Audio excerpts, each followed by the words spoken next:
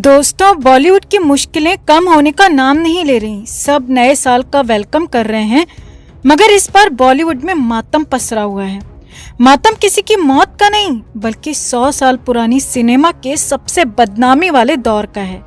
Cinema पहले मनोरंजन और आर्ट के तौर पर जाना जाता था, मगर सिनेमा से बॉलीवुड बनने में कई चीजें तबाह हो गईं।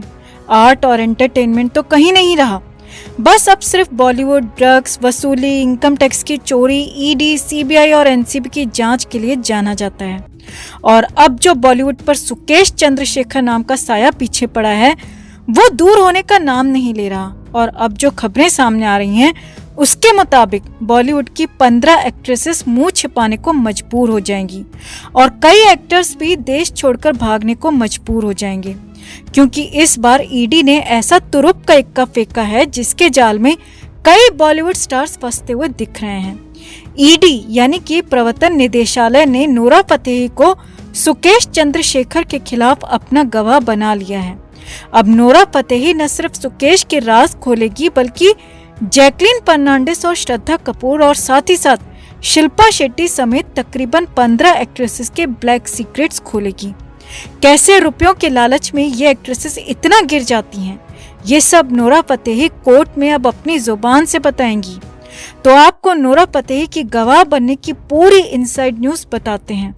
आप भी वीडियो को लाइक और शेयर कर अपना प्यार और सपोर्ट दिखाएं और ईडी के इस सेक्शन पर अपनी राय कमेंट में जरूर दें। तो बॉलीवुड या आइटम सॉन्ग्स पर कमर लचकाने वाली नोरा फतेही अब कईयों का हार्ट फेल करने को तैयार हैं। इस बार नोरा अपने दिलकश अदाओं से नहीं, बल्कि अपनी जुबान से बॉलीवुड में धमाका करने को पूरी तरह तैयार हैं।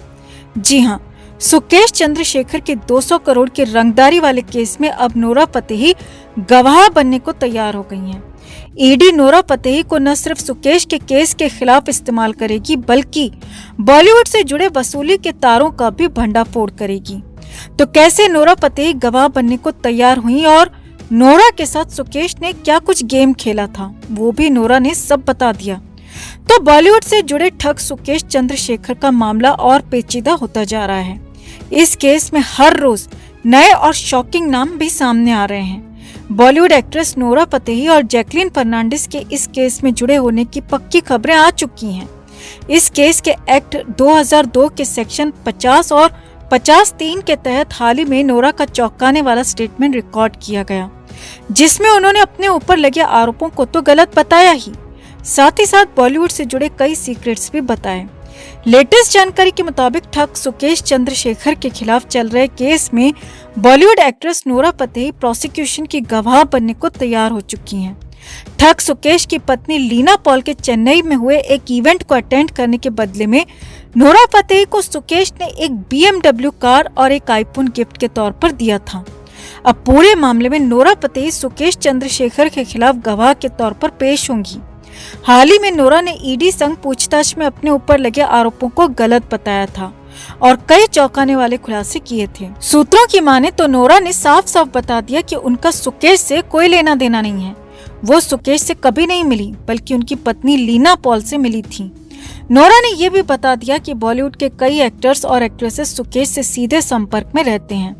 नोरा ने ईडी की पूछताछ में कहा, सुकेश चंद्रशेखर से इवेंट के पहले या इवेंट के बाद कोई गिफ्ट उन्हें नहीं मिले।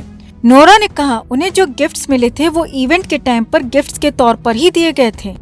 नोरा ने पूछताछ में आगे बताया कि लीना ने इवेंट में सबके सामने ही अनाउंसमेंट की थी कि वो उन्हें प्यार और सम्मान से एक ब्रांड न्यू BMW गिफ्ट कर रही हैं और इसके लिए नोरा को इंसिस्ट भी किया गया।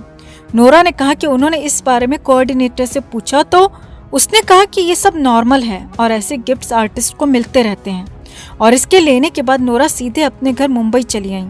इसी पूछताछ में नोरा ने बताया कि उनका तो सुकेश से कोई लेना देना नहीं है, कभी सीधा संपर्क नहीं हुआ, मगर बॉलीवुड में 15 से 20 ऐसे कलाकार हैं जिनका सीधा कांटेक्ट सुकेश और उनकी वाइफ से है। अब नोरा के इन्हीं बयानों के आधार पर ईडी ने उन्हें अपना गवाह बनाने का फॉर्मूला बनाया, जिसके बाद बॉलीवुड की सांसें फूली हुई नजर आ रही हैं। तो यकीन मानिए, दिलबर गर्ल नोरा फतेही बॉलीवुड के कई एक्टर्स और एक्ट्रेसेस का दिल तोड़ने के लिए पूरी तरह तैयार हैं। जैकलीन फर्नांडिस, श्रद्धा कपूर, शिल्पा शेट्टी, हरमन बावेजा और कार्तिक आर्यन के नाम तो अब तक सामने आ चुके हैं और नोरा अब कोर्ट में बताएंगी कि और कौन कौन से बॉलीवुड ये सुकेश के साथ संपर्क में रहे हैं। तो नोरा की जुबानी अब बॉलीवुड की मुश्किलें बढ़ सकती हैं। तो आपका ईडी के प्लान पर और नोरा फतेही को गवाह बनाने पर आपका क्या कहना है? आप भी कमेंट में अपनी बात, अपनी राय जरूर रखें और वीडियो को लाइक और शेयर कर अपना प्यार और सपोर्ट जरूर दिखाएं। और साथ ही साथ ये भी बताएं कि क्या सच में नोरा फतेही बॉलीवुड में नया तूफान ला सकती हैं? कमेंट जरूर करें।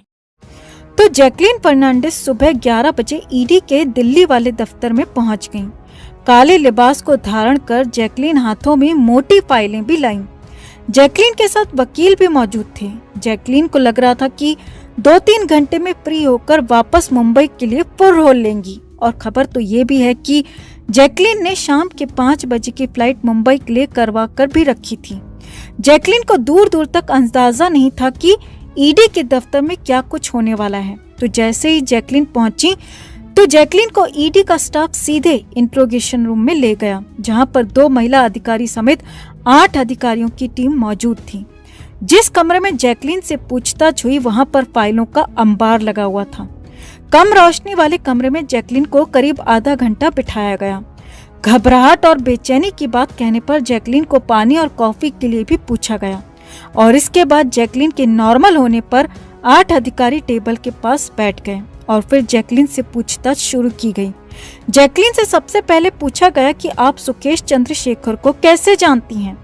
तो इस पर जैकलीन ने कहा, मैं उसे पहले एक फैन के तौर पर जानती थी और फिर उसने मुझे कई गिफ्ट्स भी भिजवाए। जैकलीन से पूछा गया, आपका सुकेश चंद्रशेखर के साथ रिश्ता क्या है?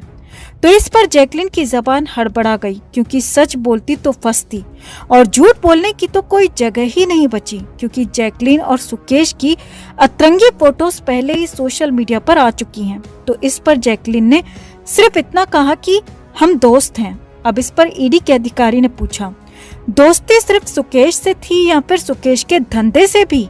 तो इस पर जैकलीन ने कहा, सर मुझे भी अभी पता चल रहा है कि सुकेश ऐसा काम करता था, मैं तो खुद उसका शिकार बनी हूँ। इस पर अधिकारियों ने पूछा, क्या आपको कोई जानकारी नहीं थी कि वो किस धंधे में लिप्त है?